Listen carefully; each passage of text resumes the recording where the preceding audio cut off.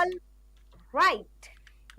Hello everybody and welcome to the session. Welcome to last lecture of our मतलब इसमें doubt session है यार, तो मतलब लास्ट लेक्चर ही बोलेंगे of our chapter chemical kinetics. Please let me know in the chat box. Am I clearly audible and visible to all my students?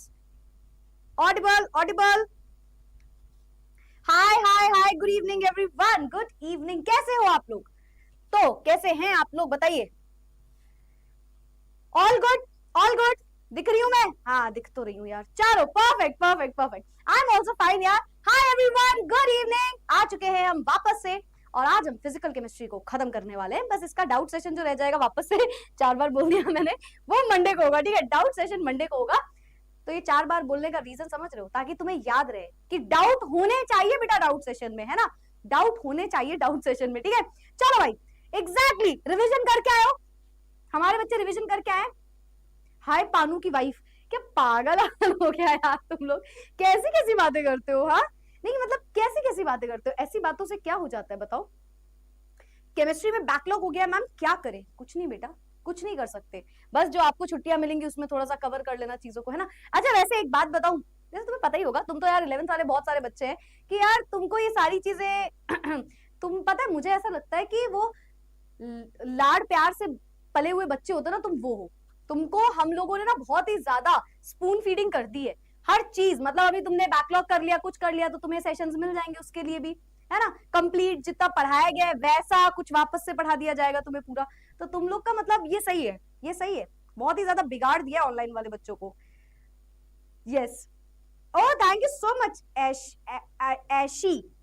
I am good बेटा now. चलो all right. तो आज के मेरे सारे बच्चे, let's get started with the session. Start करें आज का सेशन, स्टार्ट करें. चलो भाई, तो स्टार्ट करते हैं लेक्चर नंबर 8. और कुछ नया नहीं है बहुत ज्यादा. हमने लास्ट टाइम जो यार ऐसे शैम्पू वैम्पू करते टाइम बाल अजीब नहीं हो जाता? थोड़े से वैसे हो गए हैं. तो लास्ट टाइम हमने जो कोलिजन थ्योरी पढ़ी थी, बस उसी पे बेस्ड है हमारी. वैसे ही है मतलब हमारी आर्हीनियस थ्योरी भी. ठीक है, तो आर्हीनियस थ्योरी को बहुत ध्यान समझना. आर्हीनियस थ्योरी आज का हमारा टॉपिक है. अगर आपको याद हो, हमने जो एक्टिवेशन एनर्जी पढ़ा था, बस वही हमें याद रखना है यहाँ पे. और आर्हीनियस थ्योरी क्या बताता है? वही जो आपका कांस्टेंट के था, रेट कांस्टेंट, और जो साथ ही साथ टेम्परेचर है, इसका रिलेशन बताता है ना? कैसे ये प्रोपोर्शनैलिटी में रिलेट करते हैं. ठीक है, एक्टिवेशन एनर्जी मैंने आपको बता दिया था, सिर्फ एक बार रीड कर रही हूं मैं. मैम ये वो एक्स्ट्रा मिनिमम एनर्जी होती है, कीवर्ड याद है ना मैम? एक्स्ट्रा मिनिमम या मिनिमम एक्स्ट्रा एनर्जी, जो कि अगर हम दे दें किसी मॉलिक्यूल को, तो अब उसकी जो थ्रेशोल्ड एनर्जी है वो इतनी होगी कि वो मैम क्रॉस कर पाएगा बैरियर, है ना? तो ये हमारा एक्टिवेशन एनर्जी होता है. Amount of energy that reactant molecules need. Reactant molecules को इसकी जरूरत होती है to possess overcome the energy barrier and transform into product. मैंने आपको कल ये वाली स्लाइड पढ़ा दी थी. Now, the temperature dependence of the rate of a chemical reaction can be accurately explained by the Arrhenius equation.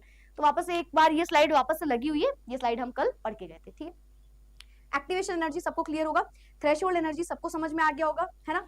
और कोलिजन थ्योरी सबको समझ में आ गई होगी. कौन कौन से बैरियर होते हैं ये सबको समझ में आ गया होगा. ठीक है, उसी के बेसिस पे ये वाला स्ट्रक्चर भी बनता है. इस पे हम आगे भी बात करेंगे. फिलहाल हम आगे बढ़ते हैं. आज का topic Arrhenius theory. Arrhenius theory है क्या? देखो, आर्हीनियस एक इक्वेशन है. जैसे हमने कोलिजन थ्योरी पढ़ा था, वैसे ही आर्हीनियस एक इक्वेशन है. और ये इक्वेशन हमें रिलेशन बताता है किसके बीच का? जो रेट कांस्टेंट के है वो कैसे डिपेंड करता है टेम्परेचर पे. वो बढ़ता है, घटता है, बराबर होता है, क्या होता है ना? कैसे डिपेंडेंसी है. तो आर्हीनियस इक्वेशन जो है वो डिस्क्राइब करेगा रिलेशन किसके बीच का मैम? जो रेट ऑफ रिएक्शन है, या जैसे हम रेट कांस्टेंट भी बोलेंगे यहाँ पे, है ना? मतलब rate of reaction directly proportional rate constant पे, तो उसके बेसिस पे. और मैम जो भी टेम्परेचर है for many physical and chemical reactions. तो हो सकता है कहीं पे टेम्परेचर बढ़ाने पे रेट कांस्टेंट इंक्रीज कर रहा हो सकता है कहीं डिक्रीज कर रहा हो, है ना? इस तरीके से रिएक्टेंट होते हैं, यहाँ पे प्रोडक्ट होते हैं, बीच में इनकी एक्टिवेशन एनर्जी लग रही होती है. तो अभी हम ग्राफ बना के देखेंगे. ठीक है मैम, मजा नहीं आ रहा, थोड़ा सा समझते हैं ग्राफ से. अब एक बहुत प्यारा सा ग्राफ है, और बहुत ध्यान से बेटा इस ग्राफ को देखना. अगर तुम ये ग्राफ समझ गए ना, तो आपको बहुत सारी चीजें समझ में आ जाएंगी. ठीक है, बहुत ध्यान से इस ग्राफ को समझना. सब आवाज सब सही है ना? आवाज वगैरह में कोई दिक्कत तो नहीं है ना? आज की क्लास जल्दी खत्म कर देना मैम, ये तो बेटा तुम लोग रोज ही कहते हो. वैसे शायद आज जल्दी हो जाएगा क्योंकि ये लास्ट जितना बचा उतना ही पढ़ना है, कुछ एक्स्ट्रा है नहीं. चलो सुनो, तो यहाँ पे हमने एक ग्राफ बनाया अब ग्राफ में हमने दो चीजें ली, बहुत ध्यान से ग्राफ को समझना। एक साइड एनर्जी रख देंगे, अरे एक साइड एनर्जी रख देंगे, एक साइड हमने एनर्जी रख दी, ठीक है। एक साइड हम फ्रैक्शन ऑफ मॉलिक्यूल्स रखेंगे, fraction of molecules, fraction of molecules. Fraction of molecules मतलब कितने मॉलिक्यूल्स में ये रिएक्शन हुई है, जो भी अभी हम करने जा रहे हैं वो कितने मॉलिक्यूल्स में हो रहा है, दैट इज अपना फ्रैक्शन ऑफ मॉलिक्यूल्स, ठीक है। यस मैम, अब सुनना बहुत ध्यान से, अब सुनना बहुत ध्यान से। जैसे जैसे एनर्जी बढ़ रही है, हमने देखा एक टेम्परेचर है T1, उस पे जैसे जैसे एनर्जी बढ़ रही है इस तरीके से कुछ यहां पे हमने बोला ग्राफ बन के आ रहा है, ठीक है। और इतने पार्टिकल्स हैं, लेट्स से थोड़ा सा लाइट कलर ले लेते हैं अभी, ठीक है। इतने पार्टिकल्स देखो हैं, लेट्स से ये एक एक्टिवेशन एनर्जी, इतने पार्टिकल्स हैं जो प्रोडक्ट बना रहे हैं। अब इस ग्राफ का पहले मतलब समझो, जो आपको बिल्कुल समझ में नहीं आया होगा।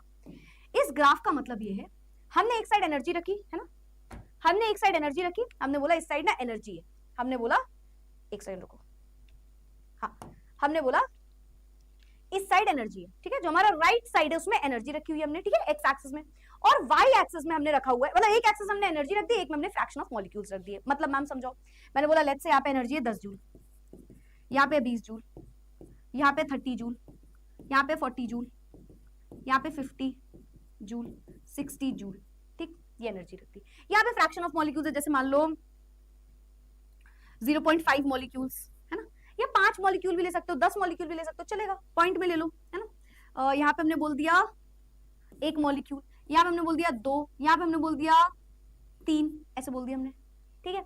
या आप कुछ भी बोल सकते हो, आप ये भी बोल सकते हो कि यहाँ पे हमने मान लिया, यहाँ पे हमने मान लिया 5 मॉलिक्यूल, यहाँ मान लिया 10, 20, 30। अब इस ग्राफ का मतलब ये होता है, अच्छा ये पूरा हमने लिया at temperature T1, at temperature T1। तो इस ग्राफ का मतलब क्या है मैम? इसका मतलब ये है बेटा, T1 टेम्परेचर पे, कोई एक टेम्परेचर है T1, उस टेम्परेचर पे देखो, उस टेम्परेचर पे ज्यादातर मॉलिक्यूल्स का, इस ग्राफ का बस एक पॉइंट समझो सबसे ज्यादा इंपॉर्टेंट क्या है। बहुत सारे बच्चों को लगता है कि अच्छा मैम कितने मॉलिक्यूल्स है, हमने बोला ये हम पढ़ क्या रहे, रिएक्टेंट है वो प्रोडक्ट बना रहे, सुनो तर्क क्या है पूरी बात का, रिएक्टेंट से हम प्रोडक्ट बना रहे हैं। तो मैंने बोला पता है इतने रिएक्टेंट है बेटा जो प्रोडक्ट बना रहे हैं, तो बाकी सब क्या कर रहे हैं मैम? मैम ये, अच्छा मैम समझ गए, ये ना 25 रिएक्टेंट, 25 मॉलिक्यूल है जो प्रोडक्ट बना रहे हैं, नहीं। इसका मतलब होता है बेटा कि मैक्सिमम मॉलिक्यूल्स इतने एनर्जी के हैं। देखो 30 में से 25 के आसपास देख लो, यहाँ पे 25 कुछ निकल के आ रहा होगा ना, 25 के आसपास 25 मॉलिक्यूल्स है जिनकी एनर्जी कितनी है, जिनकी एनर्जी है लेट्स से 30 जूल। पर क्या वो प्रोडक्ट बना पाएंगे? नहीं। प्रोडक्ट बनाने के लिए हमने मान लिया जैसे 40 जूल से ज्यादा एनर्जी होनी चाहिए। तो जितने पार्टिकल्स, जितने मॉलिक्यूल्स इस एनर्जी बैरियर को क्रॉस कर पा रहे हैं, ये एक एनर्जी बैरियर हो गया ना, कम से कम 40 जूल की एनर्जी होनी चाहिए। इस ग्राफ में ये मतलब, यहां का मतलब कभी भी ये मत समझना कि अरे बाप रे मतलब ये सबसे ज्यादा एनर्जी है, नहीं, एनर्जी तो नीचे लिखी हुई है, वो सबसे ज्यादा फ्रैक्शन ऑफ मॉलिक्यूल्स है। मतलब 30 में से 25 मॉलिक्यूल्स है जिसकी एनर्जी ये है, जिसकी एनर्जी कितनी है? 30 जूल, ठीक। पर वो प्रोडक्ट नहीं बना रहे। प्रोडक्ट कौन बनाएगा? हमने बोला जिसकी 40 से ज्यादा होगी, 40 जूल से ज्यादा एनर्जी जिसकी होगी, बस वही प्रोडक्ट बना सकता है, बस वही प्रोडक्ट बना सकता है। पहले ये दिमाग में रखो, ठीक है। अब इससे क्या हो जाएगा मैम? हमने टेम्परेचर को इंक्रीज किया, हमने टेम्परेचर बढ़ाया, T2 किया। T2 टेम्परेचर बेटा आपको ग्राफ कुछ ऐसा देखने को मिलेगा, ऐसा। T2 टेम्परेचर पे हमें ग्राफ कुछ ऐसा देखने को मिलेगा, ऐसा। इससे क्या होगा मैम? अब देखो ज्यादातर मॉलिक्यूल्स है जो ये बैरियर क्रॉस कर ले रहे हैं, ज्यादा मॉलिक्यूल्स है, ये देखो हमने ऊपर कर दिया ना, ये देखो अब ज्यादा मॉलिक्यूल्स है, पहले कम मॉलिक्यूल्स थे। तो ये है temperature T2 at temperature T2। हमने बोला T2 is greater than T1, T1 छोटा टेम्परेचर था, T2 बड़ा टेम्परेचर था। तो जैसे हमने टेम्परेचर बढ़ाया, T2 में अगर हम देखेंगे मोर फ्रैक्शन ऑफ मॉलिक्यूल्स, या सिर्फ आप मॉलिक्यूल्स भी लिख सकते हो या पार्टिकल लिख लो, more fraction of molecules can cross energy barrier, और इस वजह से बेटा वो बना लेंगे प्रोडक्ट। किसी किसी समझ में आया? एक बार मैं वापस से रिपीट करती हूँ, बहुत ध्यान सुनना, मैं 2-3 बार रिपीट करूंगी, टेंशन मत लो। पहले सुनो, हम पढ़ क्या रहे हैं? हम पढ़ रहे हैं मैम आर्हेनियस इक्वेशन, जिसमें हमने मैम एक्टिवेशन एनर्जी जान लिया ऑलरेडी। एक्टिवेशन एनर्जी समझे? देखो देखो, एक्टिवेशन एनर्जी समझे? ये एक्टिवेशन एनर्जी हो गई लेट्स से, ये एक्टिवेशन एनर्जी हो गई लेट्स से। एक्टिवेशन एनर्जी तो वो एनर्जी है जो और एक्स्ट्रा दे दो ताकि पार्टिकल जो है वो रिएक्शन में प्रोडक्ट बना पाए, है ना, टकरा के कोलाइड करके प्रोडक्ट बना पाए। पर फिलहाल इस ग्राफ से आपको क्या जानना है? ये ग्राफ आपको ये बताता है कि जब हमने टेम्परेचर कम किया तो कम पार्टिकल्स थे जो एनर्जी बैरियर क्रॉस कर रहे थे, और जब हमने टेम्परेचर बढ़ाया तो ज्यादा पार्टिकल्स हैं जो बैरियर को क्रॉस करके प्रोडक्ट बना सकते हैं। ठीक है, पहले अच्छा, इससे कोई मतलब नहीं, इसका मतलब है ज्यादातर पार्टिकल्स की इतनी एनर्जी है। ज्यादातर पार्टिकल्स, जैसे यहाँ पे 25 पार्टिकल, 30 पार्टिकल, ज्यादातर पार्टिकल की एनर्जी जो है वो कितनी निकल के आ रही है? 30 जूल के आसपास। पर 30 जूल जिसके पास एनर्जी है, क्या वो प्रोडक्ट बना पाएगा? नहीं। प्रोडक्ट मैंने बोला सिर्फ वो बना पा रहे हैं जो 40 जूल से ज्यादा एनर्जी वाले हैं। ठीक है, तो जैसे ही हमने टेम्परेचर बढ़ाया, हमने देखा ज्यादा मॉलिक्यूल्स जो हैं वो प्रोडक्ट बना सकते हैं। तो जो मैं आपको कल पूरी कहानी समझा रही थी वो इस ग्राफ में लिखी हुई है। पहले बताओ किसी किसी ये बात समझ में आई? कितने बच्चों को ये वाली बात समझ में आई? In the chat box, in the chat box, जल्दी जल्दी से, क्लियर क्लियर क्लियर क्लियर, समझ में आया? मीनिंग समझ में? ये तो मतलब इसमें ज्यादातर बच्चे बस यही गलती करते हैं, उनको ये लगता है कि ये जो लिखा है ना ये मैक्सिमम एनर्जी है। नहीं, एनर्जी नीचे लिखी हुई है, वो एनर्जी नहीं है। वो बोल रहा है ज्यादातर पार्टिकल के पास वो जो एनर्जी आ रही है वो है, पर उस एनर्जी से प्रोडक्ट नहीं हमने बोला, प्रोडक्ट तो यहां से बन रहा है। ठीक है, ये किसे किसे आया? पक्का आया? ये बात दिमाग में आई हमारे बच्चों के? ये बात दिमाग में रहेगी आपके, बिकॉज ये बहुत इंपॉर्टेंट बात है। ठीक है, तो एनर्जी बैरियर को क्रॉस कर पा रहे हैं, ज्यादा पार्टिकल्स एनर्जी बैरियर को क्रॉस कर पा रहे हैं। ठीक है, ये ग्राफ यहाँ पे कहीं बना भी होगा, देखो। ठीक है, एक साइड एनर्जी ले ली, एक तरफ number of molecules, fraction of molecules, जो भी लिख लो। ठीक है, तो पहले देखो इतने पार्टिकल्स से, ये देखो जैसे कम टेम्परेचर पे ये पार्टिकल है, इतने ये पार्टिकल है। आपने टेम्परेचर बढ़ाया होगा, टेम्परेचर बढ़ाया, अब देखो ये पार्टिकल हो गए। अब ज्यादा पार्टिकल हैं जो एनर्जी बैरियर को क्रॉस कर पा रहे हैं। ठीक है, हायर टेम्परेचर पे देखो, ज्यादा टेम्परेचर पे। ठीक है, ये एक्टिवेशन एनर्जी है ना, एक्टिवेशन एनर्जी, इतनी एनर्जी तो होनी चाहिए तभी तो वो प्रोडक्ट बना पाएंगे। ठीक है, molecules with energy, with this energy will react. देखो क्या लिखा है, सिर्फ इतनी एनर्जी के मॉलिक्यूल्स रिएक्ट कर रहे होंगे, उससे कम वाली एनर्जी के रिएक्ट थोड़ी कर रहे होंगे, वो तो बस टकरा रहे होंगे एक दूसरे के साथ, प्रोडक्ट नहीं बनेगा उससे। ठीक है, तो ये हमारा ग्राफ होता है। याद रहेगा, ये याद रहेगा, मेरे ख्याल से याद रहेगा। ये बहुत इंपॉर्टेंट ग्राफ है, इसे दिमाग में रखना। इससे आपको ग्राफ से भी क्वेश्चन बहुत बार पूछा जा चुका है, तो आपको ग्राफ दिमाग में रखना है। ठीक है, चलो आगे बढ़ते हैं। और क्या और क्या और क्या? बाकी तो आर्हेनियस इक्वेशन, ये आर्हेनियस इक्वेशन अच्छा होता क्या है? कल मैंने आपको एक इक्वेशन पढ़ाई थी, बट खैर वो मैंने आपको बोलता उतना ज्यादा याद नहीं करना है, पर उससे रिलेटेड जो यहाँ पे इक्वेशन है वो हमें याद रखनी है। ठीक है, तो क्या होता है आर्हेनियस इक्वेशन? क्या होता है यहाँ पे लिख लो, आर्हेनियस इक्वेशन। और मेरे साथ भाई हमारे बच्चे लिखते हुए चल रहे हो। ठीक है, Arrhenius equation, K is equals to small k, ठीक है, रेट कांस्टेंट वाला, is equals to A into E minus EA upon RT। ठीक है, ये आपको हो सकता है इससे न्यूमेरिकल पूछे, पर जल्दी न्यूमेरिकल इससे नहीं पूछते, ज्यादातर थियोरेटिकल पूछे जा सकते हैं, न्यूमेरिकल फॉर्म में भी पूछे जा सकते हैं, तो आपको पता तो खैर होना ही चाहिए। फिलहाल इन सब का मतलब जानो। जहां पे A लिखा है, जो K लिखा है, चलो K लिख लो पहले, रेट कांस्टेंट। ठीक है, A क्या है? आर्हेनियस कांस्टेंट, आर्हेनियस फैक्टर लिखा रहता है कई जगह पे। ठीक है, कई जगह पे इसको फ्रीक्वेंसी फैक्टर भी लिखा रहता है, तो लिख सकते हो। E क्या? एक्सपोनेंशियल कांस्टेंट, एक्सपोनेंशियल कांस्टेंट या एक्सपोनेंशियल फैक्टर। EA क्या है? Activation energy, activation energy. R क्या है? Gas constant. कौन सा वाला गैस कांस्टेंट की वैल्यू? 8.314, है ना, जूल पर मोल, किलो जूल पर मोल। T क्या है? Temperature in kelvin. ये होती है आर्हेनियस इक्वेशन। ठीक है, इसको नोट करो, इसको नोट करो। आप छुट्टी क्यों कर रहे हो प्लीज बता दो मैम। यार हाँ, मतलब बहुत सारे बच्चे कल चले भी गए होंगे, बट मैं आपको बता दूं फ्राइडे सैटरडे वैसे तो 90% कंफर्म ही है, तो आपकी छुट्टी रहेगी। बट अभी ऐसा है ना कि कंफर्म नहीं है एकदम, तो मैं इसलिए बोल रही हूँ कि एकदम वाला कंफर्म नहीं है। वैसे 99% है ऐसा हो जाएगा, बट यस। क्यों क्यों क्यों बताऊं यार, क्यों का क्या करोगे तुम जान के? तुम ट्रिप का खर्चा दे दोगे क्या मैम के? ऐसा है तो बता सकती हूँ मैं तुम्हें। हाँ, क्लियर क्लियर क्लियर क्लियर, इसमें किसी को कोई डाउट तो नहीं आया? कोई डाउट तो नहीं आया? फ्रीक्वेंसी फैक्टर भी लिख सकते हो, यस बेटा, आर्हीनियस फैक्टर भी लिख सकते हो और फ्रीक्वेंसी फैक्टर।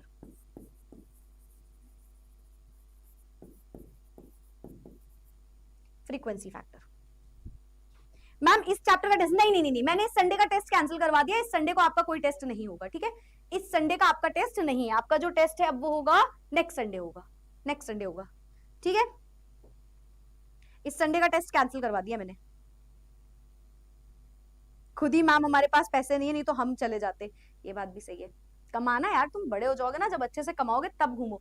ये बेटा ये रील से बिल्कुल इंस्पायर मत हुआ करो। ये मैंने पता नहीं आजकल तो वो चलता ना कि घूमने निकल जाओ मम्मी पापा से झूठ बोल के, नहीं करो, बट पहले उतना कमाने की दम रखो, ठीक है? मम्मी पापा के पैसों से घूमने में वो मजा नहीं है। मैं तुम्हें अपने एक्सपीरियंस से बता रही हूँ, बिलीव मी। तुम अपने पैसे जब कमाओगे और फिर घूमोगे, उसका मजा है, ठीक है? ये वाला वो वाला घूमना मत करो। वो कभी कभार चलता है कि 2-3 साल में, बचपन से लेकर के आज तक में एक बार निकल गए, बट ऐसे कोई शौक मत पालो बिल्कुल भी। ये इंस्टाग्राम वाली बात है, इंस्टाग्राम तक रहने दिया करो तुम लोग, ठीक है? Clear clear clear clear clear, very good very good very good very good, ठीक है, वेरी गुड। चलो तो ये हो गया, ये हो गया। आर्हीनियस इक्वेशंस को नोट करो। सारे इंपॉर्टेंट जो वर्ड्स लिखे हैं उसको याद रखना। ईए जहां है वो एक्टिवेशन एनर्जी है, किसका क्या मतलब है, ठीक है? अच्छा, क्या ये वाला फॉर्मूला ज्यादा यूज होगा? नहीं, एक फॉर्मूला जो सबसे ज्यादा यूज होगा वो कौन सा होगा? वो होगा log K2 upon K1 is equals to 1 upon 2.303 into R 1 upon T1 minus 1 upon T2, 1 upon T1 minus 1 upon T2। इसे नोट करो, इसे नोट करो। अरे बता दूंगी यार, बता, मैं एकदम सोचने लगी क्या लिखा है इसने। हाँ चलो, इसे एक मिनट एक्टिवेशन एनर्जी ईए, ठीक है? अच्छा मैं इसमें लिखूं कि ना लिखूं, बताओ? पता तो है ही आपको हर एक का मतलब, हर एक का मतलब तो पता ही। E A is activation energy, R is gas constant, वही 8.314। अच्छा याद रखना इसमें T2 is greater than T1। ये जो आपने लिखा है ना, इसमें T2 जो है वो T1 से बड़ा है, ठीक है? T2 is greater than T1, ये आपको नोट करना है, ठीक है? ये आपको नोट करना है। बताओ क्लियर क्लियर क्लियर क्लियर, क्या हमारे बच्चों को ये चीज क्लियर हो गई है? क्या हमारे बच्चों को ये चीज क्लियर हो गई है? हो गई है तो बताओ। हो गई हो गई हो गई हो गई, परफेक्टली क्लियर हो गई, ठीक है ठीक है, very good very good very good very good, ठीक है? चैप्टर 2 का टेस्ट एक्सपायर हो गया, मुझे पता ही नहीं चला। बेटा एक ही दिन टेस्ट रहता है, टेस्ट 24 आवर्स का होता है। जैसे आज 10 बजे आएगा तो कल 10 बजे खत्म हो जाएगा टेस्ट, है ना? टेस्ट एक ही दिन रहता है। चलो यस बेटा, नोट करो नोट करो। फॉर्मूला ही तो है ही पूरा, फॉर्मूला ही तो इंपॉर्टेंट है इसमें पूरा, और कुछ है ही नहीं इतना इंपॉर्टेंट। फॉर्मूला ही इंपॉर्टेंट है बेटा, और ग्राफ जो मैं आपको बताऊंगी। लिख लिया? Very good very good. अच्छा, कई जगह पे एक फॉर्मूला और काम आ सकता है, वो भी लिख लो, जो होता है log k is equals to, याद रखना आप सबको log बेस 10 में कन्वर्ट कर चुके हो क्योंकि आपने 2.303 लगा दिया है, ठीक है? log k is equals to log a minus EA upon 2.303 into R into T, ठीक है? एक ये फॉर्मूला नोट करो, आपको ये सारे फॉर्मुलाज नोट करने हैं, ठीक है? ये सारे फॉर्मुलाज आपको नोट करने हैं। यस बेटा, ये भी बेस 10 में, ये भी बेस 10 में, बेस 10 सब बेस 10 में, ठीक है? ये बेस, ठीक है? अच्छा, इसमें सबसे ज्यादा आपको कौन सा यूज करना होगा? तो ज्यादातर आपको 2 टेम्परेचर में दिया रहेगा, अलग अलग टेम्परेचर में, ये सबसे ज्यादा यूज किया जाता है, ठीक है? सबसे ज्यादा यूज ये वाला किया जाता है। अच्छा, इसके बेसिस पे आपको एक ग्राफ भी बनाना सिखाया जाएगा, नेगेटिव स्लोप निकल के आ रहा होगा, ठीक है? ग्राफ भी सिखाया जाएगा। ये देखो, पहले देख लो, k is equals to a into E minus ये अपॉन आर टी, पावर लग गई, बता दिया मैम ने आपको, ठीक है? K2 अपॉन K1, ये वाला फॉर्मूला बता दिया मैम ने आपको, ठीक है? ये हो गया, ये हो गया, टेम्परेचर बता दिया, केल्विन एक्टिवेशन एनर्जी बता दिया। ये ग्राफ नोट करिए, ये ग्राफ नोट करिए, अगेन कुछ नहीं है, वही जो आपने ये बनाया है अभी अभी। अगर आप इसका ग्राफ निकालोगे तो एक नेगेटिव स्लोप का ग्राफ निकलता है। इसका स्लोप इंपॉर्टेंट है, स्लोप भी आपको याद रखना है बेटा। इसका स्लोप क्या होता है? माइनस EA बाय R, ये इसके स्लोप की वैल्यू होती है, ठीक है। तो एक नेगेटिव स्लोप होता है, इस तरीके से नेगेटिव स्लोप होता है इसका, ठीक है। जब आप इसका स्लोप निकालोगे तो नेगेटिव, वही R equals to y equals to mx plus c रख के देख लेना, ठीक है, तो ये आ जाएगा। बाकी वो मैंने आपको ग्राफ ऑलरेडी बता दिया, ठीक है। तो आर्हेनियस इक्वेशन बेसिकली इक्वेशन, एक फॉर्मूला जो आपको रिलेशन बता सकती है रेट कांस्टेंट या रेट ऑफ रिएक्शन का विद टेम्परेचर, बस। अब इस पे सिर्फ आपको न्यूमेरिकल आते हैं, बाकी आपको वो दो एनर्जी बैरियर, सॉरी दो बैरियर याद रखना है। एक एनर्जी बैरियर जिसमें एक्टिवेशन एनर्जी हो सकता है या कोई एनर्जी हो सकती है, और दूसरा बैरियर होता है हमारे पास ओरिएंटेशन, करेक्ट ओरिएंटेशन होना चाहिए, है ना, परफेक्ट एंगल होना चाहिए, particles must collide with a perfect speed, है ना। तो ये सारे जो है ये हमारे बैरियर्स बन जाते हैं, तो ये आपको बस याद रखना है। And this is Arrhenius equation, this is only Arrhenius equation. सबने नोट किया ना? ये देखो, लिखना इज वेरी इंपॉर्टेंट इसमें, बाकी तो फिर सारा क्वेश्चंस का खेल है, लिखना इज वेरी इंपॉर्टेंट इसमें। नोट किया? बताओ किसी को कोई दिक्कत? बताओ बताओ बताओ, किसी को कोई भी दिक्कत, कोई भी दिक्कत, समस्या, पिराबलम? यस बेटा, नोट कर लो, ये लिखे हैं फॉर्मूला, नोट कर लो, नोट कर लो। एक्टिवेशन एनर्जी है, गैस कांस्टेंट है, 8.314 वाली वैल्यू है यहाँ पे, याद रखना, ठीक है, ये याद रखना, 8.314 वाली वैल्यू है, ठीक है। बाकी एनर्जी, एक्टिवेशन एनर्जी है तो उसकी यूनिट किलो जूल में या जूल में भी लिख सकते हो आप, ठीक है। बताओ, clear clear clear clear clear? तो आगे मेरे पास बहुत सारे। विच chapter is more important ma'am? Every chapter is important बेटा।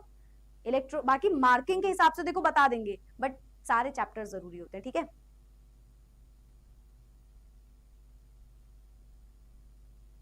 आर्हेनियस इक्वेशन को डिफाइन करो मैम। नहीं नहीं, आर्हेनियस इक्वेशन कुछ नहीं, it is the equation which tells the क्या बोलते हैं उसको, ऐसे सिचुएशन में एकदम क्या बोलते हैं उसको, डिस्प्रेशन में चले जाते हैं। तो Arrhenius equation is a equation जो कि हमें बताता है relation between the rate of reaction या rate constant with the temperature, ठीक है।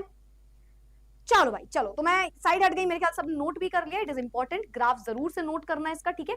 अब यहाँ पे दो टाइप की इक्वेशन होती है, हो सकता है कोई रिएक्शन एक्सोथर्मिक हो और हो सकता है कोई रिएक्शन एंडोथर्मिक हो। अच्छा, रोल ऑफ कैटलिस्ट भी है, वो भी अभी बताऊंगी, ठीक है। तो हो सकता है कोई एंडोथर्मिक रिएक्शन हो सकता है कोई एक्सोथर्मिक रिएक्शन हो। हम सभी को पता है एंडोथर्मिक का रिएक्शन का मतलब है उसने हीट एब्जॉर्ब करी होगी, और एक्सोथर्मिक का मतलब है उसने हीट रिलीज की होगी, ठीक है। Yes ma'am. तो जब हम ग्राफ देखते हैं, जैसे आपने ये ग्राफ पढ़ा, जैसे आप ये ग्राफ कर रहे हो ना, कुछ इस तरीके से ग्राफ बन के आ रहा है ना, इस तरीके से, तो आपको बोर्ड्स में इस तरीके से घुमाते हैं, वो बोलते हैं ये बताइए कि ये जो आप ग्राफ बना रहे हो तो क्या एक्सो और एंडोथर्मिक के लिए सेम बनेगा? आंसर इज नो, दोनों के लिए थोड़ा सा फर्क होता है। देखो, जब आप एक्सोथर्मिक का एंडोथर्मिक का ग्राफ बनाते हो तो जो रिएक्टेंट वाला साइड लेते हो और जो प्रोडक्ट वाला साइड लेते हो, उसमें प्रोडक्ट ऊपर होता है, रिएक्टेंट नीचे होता है, ठीक है। मतलब एनर्जी एब्जॉर्ब हो रही होती है यहाँ पे, इतनी एनर्जी जो है वो एब्जॉर्ब हो गई, हम बोलते हैं इतनी एनर्जी एब्जॉर्ब हो गई, इतनी एनर्जी इसकी एब्जॉर्ब हो गई, एंडोथर्मिक रिएक्शन। यहाँ पे एनर्जी ऑफ रिएक्टेंट है, आगे बढ़े ऐसे डायरेक्शन ऑफ रिएक्शन, और यहाँ पे एनर्जी, तो एनर्जी बढ़ती आ रही है बढ़ती आ रही है बढ़ती आ रही है, और एक टाइम पे नीचे आ गई, ठीक है। यहाँ पे तो इसने ये जो एनर्जी है ये कम क्यों आई? तो बोलोगे क्योंकि इसने कुछ एनर्जी एब्जॉर्ब कर ली, एंडोथर्मिक। और एक्सोथर्मिक में एनर्जी बाहर निकाली होगी, तो नीचे आएगा ग्राफ, देखो, है ना। ये देखो, यहाँ से स्टार्ट हुआ, रिएक्टेंट के पास ये एनर्जी, आगे बढ़े बढ़े बढ़े बढ़े एनर्जी रिलीज कर दी, नीचे आ गए, इतनी एनर्जी इसने रिलीज कर दी, इतनी एनर्जी इसने रिलीज कर ली। तो यहाँ पे जो गैप है ये क्यों है? क्योंकि एनर्जी एब्जॉर्ब हो गई। और वहां पे नीचे क्यों बना? क्योंकि इतनी एनर्जी रिलीज हो गई, ठीक है। तो एंडोथर्मिक एक्सोथर्मिक का ग्राफ याद रखना कि अगर मैं एक साइड डायरेक्शन ऑफ रिएक्शन देख लूं कि रिएक्शन आगे बढ़ती जा रही है, ठीक है, और एक साइड हमने एनर्जी रख दी, तो एनर्जी पहले बढ़ रही है, फिर कम होती जा रही है, ठीक है, नीचे आती जा रही है। अब एक बार देखने को मिला कि जो रिएक्टेंट की एनर्जी और जो प्रोडक्ट की एनर्जी, उसमें प्रोडक्ट की एनर्जी ऊपर है, रिएक्टेंट की नीचे है। ऐसा क्यों हुआ होगा? नीचे क्यों नहीं आया होगा वो? क्योंकि उसने एनर्जी एब्जॉर्ब कर ली होगी। और वहीं जब आप एक्सोथर्मिक देखोगे तो प्रोडक्ट नीचे और रिएक्टेंट ऊपर है। ऐसा क्यों? क्योंकि उसने एनर्जी रिलीज कर दी, थोड़ी ज्यादा, उसने ज्यादा एनर्जी रिलीज कर दी होगी, तो वो नीचे को आ गया। तो ये दोनों ग्राफ भी आपको दिमाग में रखना है। यस बेटा, नोट भी करना है, नोट भी करना है, ठीक है, ठीक है, ठीक है, ठीक है, ठीक है, यस, ठीक है। ग्राफ से कैसे क्वेश्चन आते हैं मैम, वो आपको ग्राफ बना देंगे और उसी से रिलेटेड पूछ लेंगे। जैसे अभी आपको मैं फ्रैक्शन ऑफ मॉलिक्यूल्स पढ़ा रही थी ना, मैं आपको क्वेश्चन भी कराऊंगी, जब मैं आपको डाउट सेशन में भी मैं आपको कुछ बोर्ड्स के भी क्वेश्चन कराऊंगी कि वो किस तरीके का ग्राफ से क्वेश्चन पूछते हैं, एक दो क्वेश्चन वो भी उठा लेंगे। इनफैक्ट सैंपल पेपर में जो क्वेश्चन आया था ना पिछले साल, वो ग्राफ में थोड़ा अलग ही तरीके से पूछ लिया था, उसने इंथैल्पी पूछ ली थी, इंथैल्पी जो आप क्लास 11th में पढ़ के आए हो, है ना, तो थोड़ा बहुत वो घुमा भी देते हैं, तो उसके बारे में भी मैं आपको बताऊंगी वो कैसा होता है, ठीक है।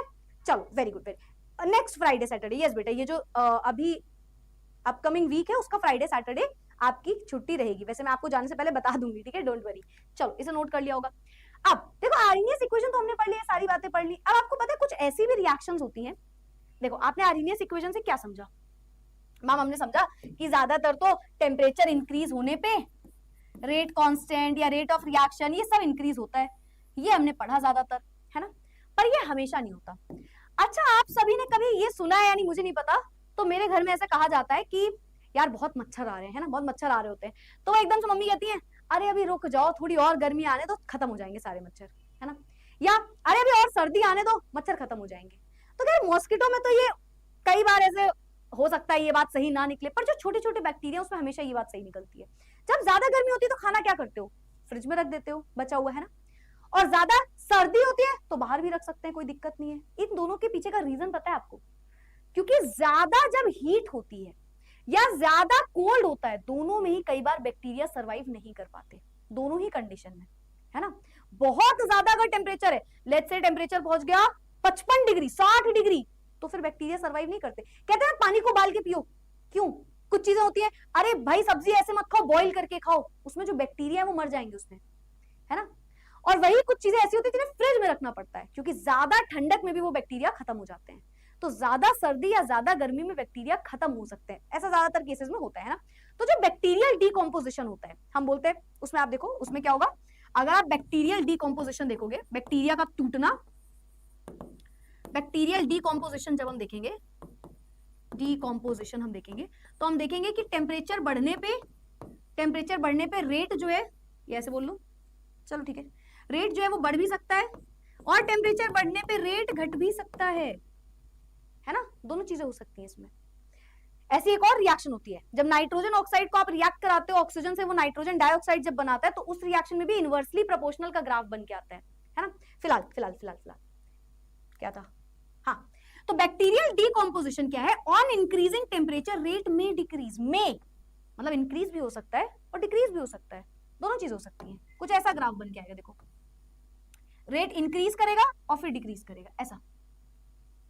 पहले रेट जो है वो इंक्रीज कर रहा है और फिर डिक्रीज करने लगे। एक साइड आपने रेट ले लिया, एक साइड आपने टेम्परेचर ले लिया, ठीक, टेम्परेचर तो पहले ऐसे बढ़ रहा है, मैंने बोला पता है 45 डिग्री पे बैक्टीरिया सर्वाइव कर रहा है, उससे ज्यादा और उसके कम पे खत्म हो जा रहा है। तो बैक्टीरियल डीकॉम्पोजिशन एक ऐसी रिएक्शन होती है जिसमें रेट इंक्रीज होने पे या टेम्परेचर इंक्रीज होने पे रेट इंक्रीज भी हो सकता है, पर कई कंडीशन में यहाँ पे डिक्रीज भी हो सकता है, दोनों चीजें देखी गई। वैसे ही नाइट्रोजन मोनोऑक्साइड, जब इसको आप ऑक्सीडाइज करते हो, ऑक्सीजन से रिएक्ट कराते हो, तो यहाँ पे क्या होगा, इसका ग्राफ कैसा बनता है, इसका ग्राफ ऐसे बनता है एकदम, यहाँ पे टेम्परेचर डिक्रीज करा देता है रेट। जैसे जैसे टेम्परेचर कम हो रहा है, रेट ऑफ रिएक्शन भी कम होती जा रही है, ठीक है, ऐसे। सॉरी, टेम्परेचर बढ़ रहा है, रेट ऑफ रिएक्शन डिक्रीज होता जा रहा है ना। देखो टेम्परेचर बढ़ता जा रहा है, रेट ऑफ रिएक्शन कम होता जा रहा है, टेम्परेचर बढ़ता जा रहा है, रेट ऑफ रिएक्शन कम होता जा रहा है, ठीक है। तो ये हमारी ग्राफ हो गए। बताओ इसमें किसी को कोई दिक्कत? फिजिकल केमिस्ट्री पढ़ने का सबसे अच्छा तरीका क्या है बेटा? सबसे अच्छा तरीका है कि जब कोई फिजिकल केमिस्ट्री पढ़ाए तो उससे मत पूछो क्या सबसे अच्छा तरीका है, तभी पढ़ो। सबसे अच्छा तरीका यही है कि जब कोई पढ़ा रहा हो बस तभी पढ़ो। ये क्वेश्चन जब कोई और सब्जेक्ट चल रहा हो तब भले ही पूछो, अभी फिजिकल ही चल रहा है तो जैसे पढ़ा रहे वैसे पढ़ो, वो बेस्ट है। बताओ क्लियर क्लियर क्लियर। एक साइड टेम्परेचर रख दो, एक साइड रेट रख दो। अच्छा हाँ, एक सेकंड, इसको इधर कर दो, इसको इधर कर दो। यहाँ पे टेम्परेचर रख लो, है ना, और यहाँ पे रेट रख लो। टेम्परेचर, क्योंकि टेम्परेचर तो बढ़ रहा है ना, रेट कम हो रहा है, टेम्परेचर तो बढ़ रहा है आगे, ठीक है। बताओ कोई दिक्कत, समस्या, पिराबलम? दिक्कत, समस्या, problem? Clear clear clear clear, very good very good very good, note कर लिया ना, वेरी गुड, नोट करते हो चलना। तो बस ये ग्राफ था। अच्छा यहीं पे न्यूक्लियर एक्सप्लोजन का भी एक ग्राफ बना रहता है कई बार। न्यूक्लियर एक्सप्लोजन ऐसे होता है, देखो ऐसे ऐसे, पहले ऐसे कांस्टेंट फिर एकदम से ज्यादा हो जाएगा, न्यूक्लियर एक्सप्लोजन का ग्राफ होता है, ठीक है। बट फिलहाल आपके में इतना इंपॉर्टेंट नहीं है। अच्छा ये देखो यहाँ पे वही लिखा है, रिएक्टेंट पहले जा रहे हैं, ऐसे एनर्जी बढ़ती आ रही, ये ट्रांजिशन स्टेट होता है बेटा। ट्रांजिशन स्टेट कौन सा स्टेट होता है? जैसे मान लो ए और बी आपस में रिएक्ट, ए और बी एक पार्टिकल था, ए और बी के बीच में बॉन्ड है और सी और डी के बीच में बॉन्ड है, तो इसका बॉन्ड जब टूटेगा और इसका बॉन्ड बनेगा, या इसको मैं यहाँ पे लिख देती हूँ, देखो सी और डी, ठीक है। तो जब ये होगा कि ए का बॉन्ड बी से टूट रहा है और बी का बॉन्ड सी से बन रहा है और सी का बॉन्ड डी से टूट रहा है, तो इसे आप बोलते हो ट्रांजिशन स्टेट। ट्रांजिशन स्टेट जहां पे नए बॉन्ड फॉर्म हो रहे हैं उसे आप ट्रांजिशन स्टेट बोलते हो, ठीक है। तो यहाँ पे देखो ट्रांजिशन स्टेट आया, फिर ये नीचे आ गए। यहाँ पे देखो रिएक्टेंट की एनर्जी बढ़ रही है बढ़ रही है बढ़ रही है, यहाँ पे पहुंची और फिर नीचे आ गई। यहाँ पे गिब्स एनर्जी से इसमें कोई फर्क नहीं पड़ता। अच्छा एक चीज आती है रोल ऑफ कैटलिस्ट। वैसे तो मैं आपको पढ़ा चुकी हूँ रोल ऑफ कैटलिस्ट, फिर भी सुन लो रोल ऑफ कैटलिस्ट। आपको क्या लगता है अगर मैंने इसमें कैटलिस्ट डाल दिया किसी रिएक्शन में तो क्या होगा, रेट ऑफ रिएक्शन बढ़ेगा या घटेगा? सोचो। तो देखो कैटलिस्ट का काम कभी भी ये नहीं होता कि वो एक साइड की रिएक्शन का रेट बढ़ा दे, वो तो दोनों साइड की रिएक्शन का बढ़ाएगा। अगर वो रिएक्टेंट को आगे बढ़ा रहा है तो फिर प्रोडक्ट को भी रिएक्टेंट में कन्वर्ट कर सकता है जल्दी, अगर एक इक्विलिब्रियम रिएक्शन है ना। तो कैटलिस्ट का यहाँ पे रोल क्या होता है? कैटलिस्ट एक न्यू पाथ दे देता है, न्यू पाथ, एक नया रास्ता बना देता है जिससे ज्यादा पार्टिकल्स आगे बढ़ पा रहे हैं। तो कैटलिस्ट का रोल यहाँ पे केवल ये होता है, ठीक है। कैटलिस्ट का रोल यहाँ पे केवल ये होता है कि अगर हमने कैटलिस्ट लगा दिया एक नया पाथ हो जाएगा। जैसे आपने यहाँ पे भी जो बनाया है ना ग्राफ, उसको भी आप देख सकते हो। ये देखो, हम ये भी बोल सकते हैं कि कैटलिस्ट लगाया तो देखो एक नया पाथ दे दिया, उसने एक नया पाथ दे दिया, तो थोड़ा जल्दी हो जाएगी ये कहानी। कैटलिस्ट खुद कोई रिएक्शन में पार्टिसिपेट नहीं करता, बस वो एक नया पाथ बना देता है, तो इस वजह से रिएक्शन जो है वो इस तरीके से आगे बढ़ जाती है, ठीक है। बाकी गिब्स एनर्जी यहाँ पे अगर कैटलाइज है तो चेंज नहीं होगी, ठीक है। Activation energy of uncatalysed reaction, activation energy of catalysed reaction, ठीक है। तो डेल्टा जी से आप इसको शो कर सकते हो, यहाँ पे इससे कोई लेना देना नहीं, बस याद रखना कि गिब्स एनर्जी में यहाँ पे कोई फर्क नहीं पड़ेगा, मतलब स्पॉन्टेनिटी पे कोई फर्क नहीं पड़ता है, ठीक है। बताओ क्या तक की बात क्लियर है? सबसे पहले वाले प्रिंटेड ग्राफ में एक्टिवेशन एनर्जी की जगह थ्रेशोल्ड एनर्जी होनी चाहिए, सबसे पहले। क्यों? ये एक्टिवेशन एनर्जी ही तो होगी बेटा, ये एक्टिवेशन एनर्जी है, ये डेल्टा एच है, डेल्टा एच यही है, देखो डेल्टा एच, जिसे मैं बोल रही हूँ इनिशियल एनर्जी, काइनेटिक एनर्जी ये भी बोल सकते हो ना। और ओवरऑल जो है वो बेटा होती है हमारी थ्रेशोल्ड एनर्जी। तो सही तो बनी है, सही है एकदम, थ्रेशोल्ड एनर्जी एकदम सही लिखी है, ठीक है। ठीक है, ये देखो यहाँ पे भी सही है, एक्टिवेशन एनर्जी कम से कम एनर्जी होनी चाहिए। देखो जिसके पास इतनी एनर्जी है वो आगे बढ़ रहे हैं, वो आगे बढ़ रहे हैं पार्टिकल्स हमारे, ठीक है। चलो ठीक है ठीक है ठीक है, और कुछ तो नहीं था? चलो, और किसी को कोई डाउट तो नहीं है? परफेक्टली क्लियर क्लियर क्लियर, ठीक है, वेरी गुड। एक क्वेश्चन करते हैं, चलो भाई। क्वेश्चन नंबर 1 ये बोर्ड्स का ही क्वेश्चन है, काफी पहले का है, मतलब अभी तो नहीं पूछा गया रिसेंट में, पर हाँ क्वेश्चन बोर्ड का ही है। A first order reaction is 50% completed in 30 minutes. एक फर्स्ट ऑर्डर रिएक्शन है वो 50% हो गई 30 मिनट में, 30 मिनट में 50% खत्म हो गई, और 300 केल्विन लगा 10 मिनट में, ठीक है, एट 320 केल्विन, ठीक है। अच्छा ये इसका टेम्परेचर है, ये पूरी एक कहानी लिखी हुई है, और ये 10 मिनट और 320 वाली एक कहानी लिखी हुई है, और दोनों में ही 50% है, ठीक है। एक्टिवेशन एनर्जी निकालना है इस रिएक्शन के लिए, तो हमें दो टेम्परेचर गिवन है, T1 T2, है ना, ठीक है मैम, हम समझ गए क्या लगेगा। निकालना क्या है? Activation energy. तो हम बोलेंगे ma'am log K2 upon K1 is equals to activation energy upon 2.303 into R into T, sorry into R into, दो टेम्परेचर है तो दो टेम्परेचर वाला formula, 1 upon T1 minus 1 upon T2, ये हमारा फॉर्मूला है। Yes ma'am. चलो अब देखो क्या क्या गिवन है हमारे पास, हमें निकालना क्या, ये हमें फाइंड करना है, ये हमें बताना है। R हमें पता होता है, यस मैम। T1 हमें पता है, यस मैम। T2 हमें पता है, यस मैम। 300 और 320 दिख गया। K1 और K2 हमें नहीं पता, पूरे फॉर्मूले में हमें K1 और K2 नहीं पता, निकाल लेते हैं। कैसे निकालेंगे मैम? उसने बोला ये फर्स्ट ऑर्डर रिएक्शन है, उसने बोला फर्स्ट ऑर्डर रिएक्शन है ना, मैं फोन रख दूं सर साइड में। चलो तो मैम एक चीज तो यहाँ से हमें दिमाग में आ गई, एक छोटी सी बात तो हमारे दिमाग में आ गई कि इसने हमें दिया है T हाफ, T हाफ कितना है? T हाफ 30 मिनट, और एक बार T हाफ है, एक बार T हाफ है। T हाफ मतलब इस बार टाइम की बात कर रही हूं मैं, स्मॉल टाइम, ठीक है। एक बार 30 मिनट है, एक बार 10 मिनट है, एक बार 30 मिनट है, एक बार 10 मिनट है, ठीक है। Yes ma'am. तो हमें K1 और K2 निकालना है, K1 K2 कैसे निकलेगा? K1 K2 का एक फॉर्मूला पता है मैम, क्योंकि इसने पहले ही बोल दिया खुद से कि एक फर्स्ट ऑर्डर रिएक्शन है। फर्स्ट ऑर्डर रिएक्शन में T हाफ 50% वाला फॉर्मूला क्या होता है? T half is equals to ma'am 0.693 upon K, या फिर ma'am K is equals to 0.693 upon T half. निकाल लो यहां से K1 K2, K1 निकालो, कितना आएगा? 0.693 अपॉन 30, है ना 30, और K2 निकाल लो, 0.693 अपॉन 10, दो टाइम दिया था, एक 30 मिनट एक 10 मिनट। ठीक है, इसको कैलकुलेट, अच्छा कैलकुलेट मत करो, कैलकुलेट ना करने में ज्यादा आसान हो जाएगा ना, कैंसिल आउट हो जाएगा। चलो रखो यहाँ पे उठा के, लॉग K2 कितना है, K2 कितना है ma'am 0.693 upon 10 whole divided by 0.693 upon 30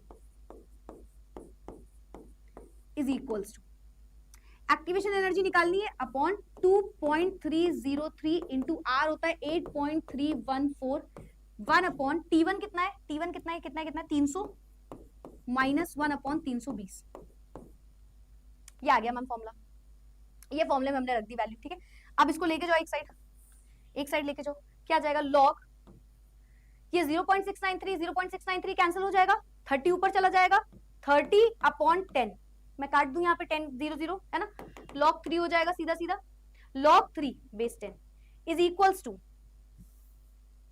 log 3 base 10। यहाँ पे किसी को कोई डाउट तो नहीं है, मैं फिर से रिपीट कर रही हूँ अगर आया हो तो, K2 और K1 बेटा आपने यहाँ से निकाल लिया क्योंकि उसने बोला ये एक फर्स्ट ऑर्डर रिएक्शन है, क्योंकि उसने बोल दिया ये एक फर्स्ट ऑर्डर रिएक्शन है। तो अगर मुझे पता चल गया ये फर्स्ट ऑर्डर रिएक्शन है तो मैं K2 और K1 की वैल्यू निकाल लूंगी, फिर K2 और K1 उठा के रख दिया, अब बाकी फॉर्मूले की वैल्यू निकाल के रख दी है ना, हमें पता है T1 छोटा होता है T2 बड़ा होता है, तो 4 रख दिया उठा के, इसमें 0.693 कैंसिल हो जाएगा, वहां पे हमें सॉल्व हमने किया ही नहीं। जब भी आपको ऐसा क्वेश्चन दिखे, कभी भी किसी भी फॉर्मूले में ऐसा लग जाए कि कोई चीज हम डिवाइड करने जा रहे हैं तो उसे सॉल्व मत करो, वो कैंसिल आउट हो जाएगा अपने आप, है ना।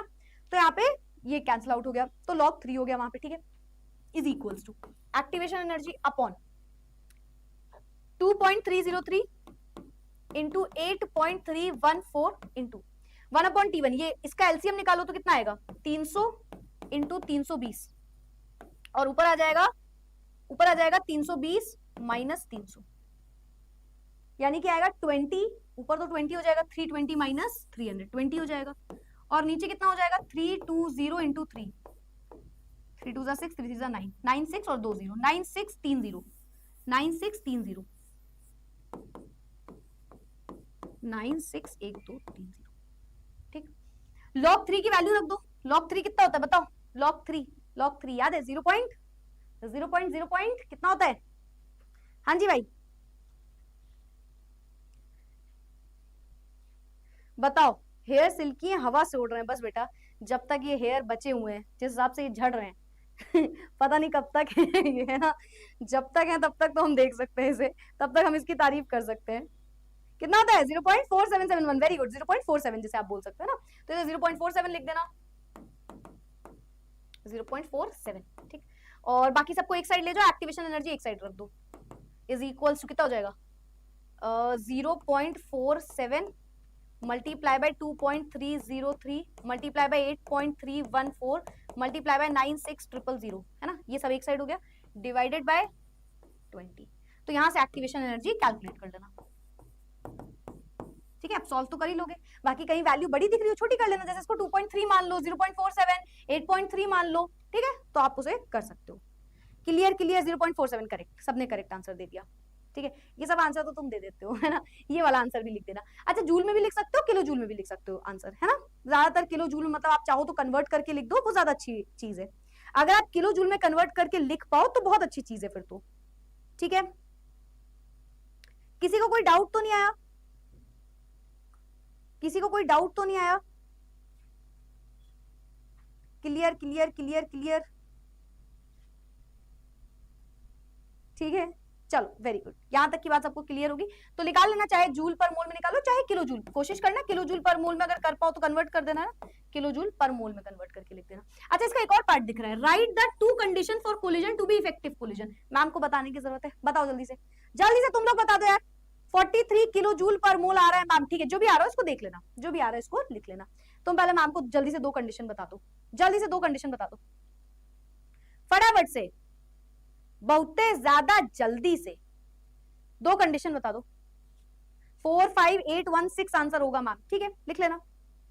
क्लियर हुआ, क्वेश्चन समझ में आया आपको, क्वेश्चन समझ में आया, क्वेश्चन में तो डाउट नहीं आया ना कि पहले हमने फॉर्मूला रखा, K2 और K1 की हमने वहां से वैल्यू निकाली, दोनों को उठा के रख दिया, कुछ नहीं था, डायरेक्ट बाकी सब गिवन था। याद रखना T1 हमेशा एक छोटा टेम्परेचर के लिए हम लिखते हैं और T2 बड़ा टेम्परेचर होता है, ठीक है। ये डायरेक्ट भी पूछा जा सकता था पर क्योंकि दो टेम्परेचर है तो हमने ये वाला फॉर्मूला लगा दिया, ठीक है। चलो चलो बताओ, activation energy, orientation, very good very good very good. तो दो बैरियर कौन कौन से होंगे मैम? एक एक्टिवेशन एनर्जी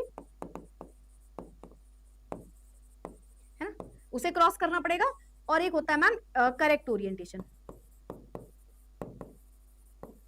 ठीक है। और आप इसको थोड़ा सा अच्छे से लिख देना, it should have proper activation energy and orientation, correct orientation, ऐसे करके थोड़ा डिफाइन कर देना इस चीज को, ठीक है।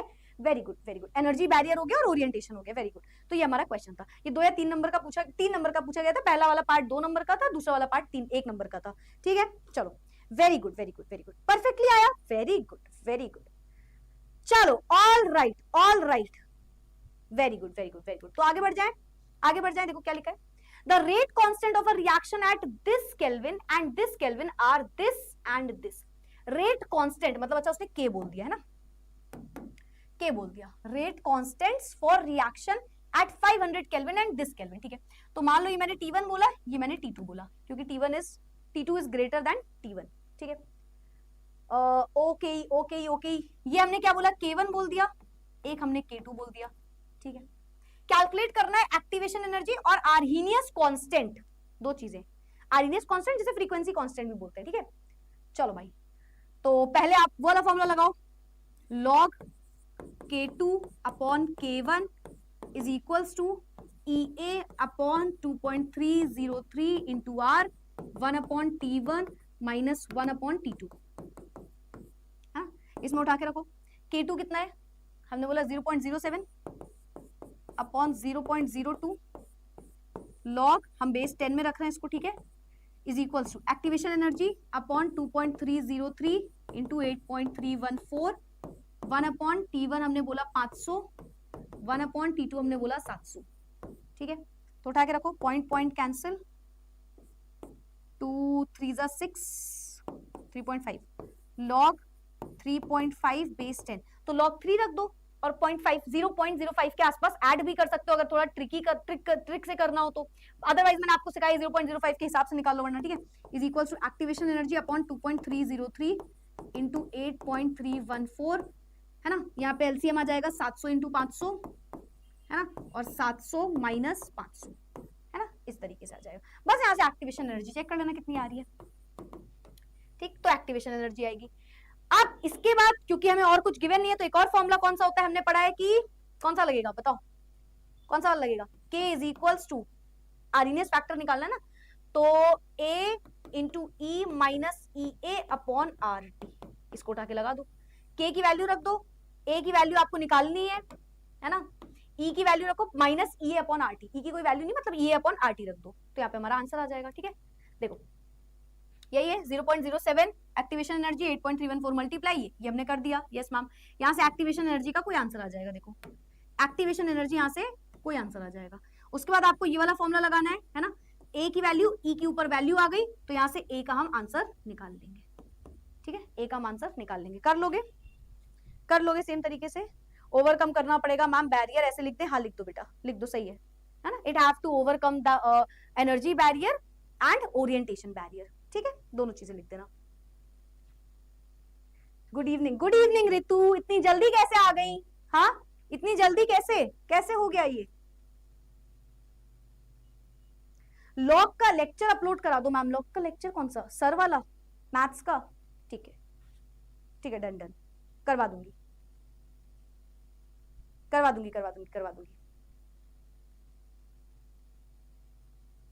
ई को सॉल्व कैसे करें? अच्छा तुम लोग को ई को सॉल्व करना भी नहीं आ रहा है। ई बेटा एक्सपोनेंशियल कांस्टेंट है, तो ऊपर जो पावर आ रही है उसको सॉल्व करके बस आप नीचे रख देना, ठीक है। मतलब कैसे समझाऊं, चलो मैं इसका, जब आप लॉग पढ़ोगे ना तो आपको ये भी समझ में आ जाएगा उसी टाइम पे, एग्जैक्टली उसी टाइम पे आपको ये भी समझ में आ जाएगा। नेक्स्ट देखते क्या है, first order rate constant for the decomposition of ethyl iodide by a reaction this at this kelvin is this. अब ध्यान से देखो क्या है, फर्स्ट ऑर्डर की बात कर रहा है। पहली चीज ये हमेशा पढ़ा करो, फर्स्ट ऑर्डर जीरो ऑर्डर, इससे हमें कई हिंट मिल जाते हैं क्या करना है, ठीक है। तो एक रिएक्शन लिख दी, उसने टेम्परेचर बता दिया, देखो टेम्परेचर बता दिया, और ये क्या देखो फर्स्ट ऑर्डर रेट कांस्टेंट, मतलब ये K की वैल्यू है, it's energy of activation is this, ये EA की वैल्यू है। Calculate the rate constant of the reaction at this temperature, ये एक टेम्परेचर दिया है और इस टेम्परेचर पे हमें रेट कांस्टेंट निकालना है K, ठीक। मतलब एक K1 एक K2 है, लेट्स से ये K2 है, ये K1 था, है ना, K1 K1, K2 आपको फाइंड करना है, तो बस वही फॉर्मूला रखना, K2 K1, टेम्परेचर दिए, दो टेम्परेचर दिए, एक छोटा टेम्परेचर एक बड़ा टेम्परेचर, एक्टिवेशन एनर्जी दी हुई है, ठीक है। आर की वैल्यू आपको पता ही होती है, उठा के रख देना, है ना। फिर वही log K2 upon K1 is equals to 2 is equals to activation energy upon 2.303 into R 1 upon T1 1 upon T2, ठीक। तो log K2 पता नहीं है, लेट्स से K1 1.60 10 की पावर -5 है ना, रख देना। मैं ऐसे लिख देती हूँ यहाँ पे, मैं यहाँ पे लिख दे रही हूँ, देखो कि ये वैल्यू आपको पता है, ये आपको पता करनी है, ये आपको पता है, ये पता है। T1 कितना है, छोटा वाला टेम्परेचर, T2 कितना है, बड़ा वाला टेम्परेचर, उठा के रख देना, ठीक है। सभी चैप्टर के शॉर्ट नोट्स प्रोवाइड कर दो मैम, मेरे जैसे कुछ बच्चों को नहीं बनाना आते। तो शॉर्ट नोट क्या मतलब, मैं बना के तुमको लिख दूं, मैं तो बना के लिख दूं शॉर्ट नोट्स? ऐसा कुछ नहीं है बेटा, जो शॉर्ट टेस्ट नोट है वो मैं आपको डाउट सेशन के टाइम पे सब रिवाइज करवा देती हूँ, बाकी उससे शॉर्ट जो नोट है वो आपको, ऐसा नहीं होता कि मेरे जैसे बच्चों को आता है नहीं आता, मैं जो लिख रही हूँ तुम बस वही लिख लो, वही सबसे अच्छे नोट्स हैं। तुम कुछ मत रीडिंग वाला लिखो, जो स्लाइड में लिखा है कुछ मत लिखो, मैं खुद ही लिख देती हूँ जो चीज आपको इंपॉर्टेंट लिखनी है, ठीक है, उतना ही लिख लो, बहुत है। हाँ, इसका है बेटा सोल्यूशन है, डोंट वरी, यहाँ पे सोल्यूशन है सबका, ठीक है। ये देखो सोल्यूशन दिया है, K2 आपको वहां रखना है, K1, अच्छा ऐसा भी, अच्छा एक इसका बहुत अच्छी चीज, ओके ओके ओके, एक बहुत अच्छी चीज मुझे याद आ गई, इसका सोल्यूशन देख के याद आ गई। कई बार आप एक और ट्रिक लगा सकते हो, देखो अगर मैं इसको ऐसे रखूं, देखो आप खुद से सोचो, मैं रखूंगी log K2 अपॉन K1 कितना है 1.60 10 की पावर -5, तो देखो कितना डिफिकल्ट हो जाएगा ना ये सॉल्व करना। तो हमें एक चीज पता है, log K2 दिया है, K1 दिया है ना, तो एक बहुत प्यारी सी चीज है, देखो अगर आपको ऐसे दिया रहता है log m अपॉन n, तो वो क्या होता है log m minus log n, ये सबने पढ़ा है। तो आप इसमें ये ट्रिक लगाना कि जो लिखा है log K2 अपॉन K1 उसको आप बोलना log K2 minus log K1, इसको आप बोलना log K2 minus log K1, तो K1 उधर जाके प्लस log K1 हो जाएगा, और log K2 की आप यहां से वैल्यू निकाल लोगे, तो आसान हो गया।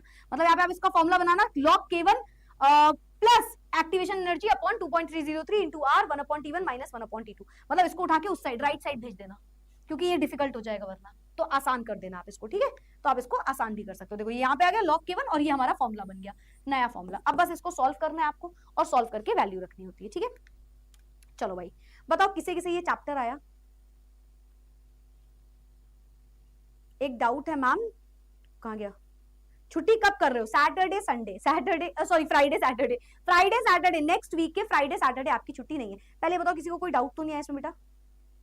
किसी को कोई डाउट तो नहीं आया?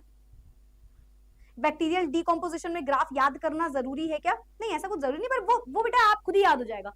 देखो बैक्टीरिया गर्मी में भी खत्म हो जाते हैं, सर्दी में भी खत्म हो जाता है, तो ऐसे एक ऊपर का उल्टा वी बनता है, बस उल्टा वी, तो वो खैर पूछा नहीं जाता, बट आपको फिर भी अगर याद करना तो उल्टा वी होता है बस, ठीक है। कोई डाउट आया तो बताओ, कोई डाउट आया तो बताओ। मैम आप मुझे इग्नोर कर रहे हो, कशिश कह रही है। इग्नोर नहीं बेटा, फुल्ली इग्नोर, आई मीन कहाँ कर रहे हैं यार, कुछ भी कुछ भी, कैसी कशिश है ये कैसी कशिश है? ठीक है। ए लड़की तुम बहुत बोलती हो, चपड़ नहीं कर रहे थे यार इग्नोर, पागल हो क्या? तुमको पता कैसे चल जाती है? क्लियर क्लियर, कोई डाउट तो नहीं आया पक्का? हाँ मैं आपको पूरा रिवाइज कराऊंगी, डोंट वरी मेरा बच्चा। तुमको लगता है कि तुम्हें डाउट आएगा तुम्हारी मैम चली जाएंगी, कोई टेंशन नहीं, एकदम सही नहीं लगता है तुम्हें, ठीक है।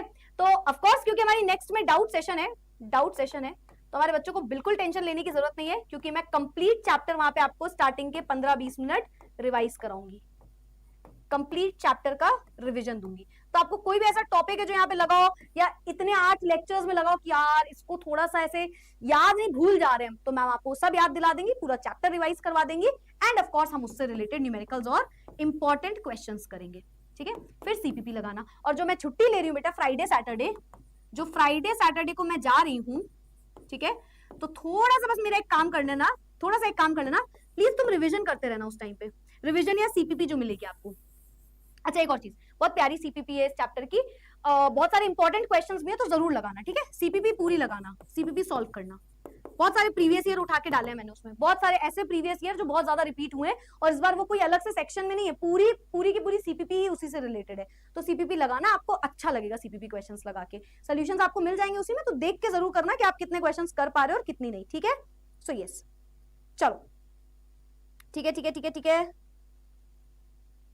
फिजिक्स में भी रिवीजन का डाउट सेशन होना चाहिए। फिजिक्स में आपका डाउट सेशन नहीं होता क्या? तो वो शायद आपको क्लास में ही मतलब करवाते होंगे ना सर। चलो all right all right all right. हाँ मंडे ट्यूसडे तो मिलेंगे यार, मंडे ट्यूसडे तो मैं मिलूंगी आपको, ठीक है। चलो भाई, so that's it for today. पक्का कोई डाउट नहीं, मैं बार बार चैट्स देख रही हूँ क्योंकि मतलब मैं चाह रही हूँ कि अगर आपको कोई भी डाउट हो तो मैं आपको बता दूं। वैसे आपको पता है ये वाला लेक्चर इतनी जल्दी खत्म क्यों हुआ? वैसे तो ये लेक्चर हमेशा 1.5 घंटे में होता है, पर मैंने आपको कल ही बता दिया था कि मैं आपको एक लेक्चर एक्स्ट्रा में मैंने आपको पहले ही कोलिजन थ्योरी समझा दी, ताकि ऐसा ना हो कि यहाँ पे वो चीज दिमाग में आए कि कोलिजन थ्योरी क्या है। तो इस बार एक एक्स्ट्रा लेक्चर रखा गया था, मतलब मैंने ही रखा था ऑफ कोर्स, कि मैं चाहती थी कि इस बार आपको पहले ये समझा दिया जाए, फिर ये एक्टिवेशन एनर्जी वाला या आर्रीनियस इक्वेशन समझाए, तो ये आसान हो जाता है लेक्चर, ठीक है। तो इस वजह से ये तुम्हारे लिए थोड़ा सा एक एक्स्ट्रा पॉइंट था। So yes yes yes yes, CPP मिल जाएगी, संडे को मिल जाएगी, कल सीपीपी मिल जाएगी, कल सीपीपी कल या परसों तक मिल जाएगी, या तो नहीं मंडे को मिल जाएगी, संडे या मंडे, संडे या मंडे, संडे या मंडे को बेटा सीपीपी तुमको मिल जाएगी, ठीक है। मेरे जाने के पहले मैं देख के जाऊंगी, उसको लगाना, ठीक है। इजी लगा ये चैप्टर? क्या बात है, क्या बात है। चलो ऑलराइट, आई होप तुम्हें सारे चैप्टर्स इजी लगे मेरे बच्चे, मैं खुद तुम्हें पूरे चैप्टर्स इजी लगवाऊं। बाकी दैट्स इट फॉर टुडे, ये था हमारा आज का session. I hope you all enjoyed it. और यहाँ खत्म होता है हमारा ये चैप्टर। रिवीजन जरूर से करना, चैप्टर खत्म हो चुका है आपका। मंडे को इसका डाउट सेशन है, कोशिश करना थोड़ा सा रिवाइज करके आओ, पूरे चैप्टर का एक ओवरव्यू एटलीस्ट लेके आओ। मैं आपको पूरा पढ़ाऊंगी वापस से, बट स्टिल एक ओवरव्यू अगर आप ले लोगे ना, खुद से ही पढ़ लोगे, तो आपके लिए आसान हो जाएंगी चीजें, ठीक है। थैंक यू सो मच, कदम टाटा बाय बाय, फिर मिलेंगे अगली क्लास में। जल्दी हो गया है हमारा session. Yes yes yes yes, छुट्टी क्यों ले रहे हो? चलो बता देंगे यार, तुम्हें मंडे ट्यूसडे में बता देंगे, ठीक है। Thank you so much. इतना तो मम्मी पापा ने नहीं पूछा जितना तुम लोगों ने पूछ लिया है।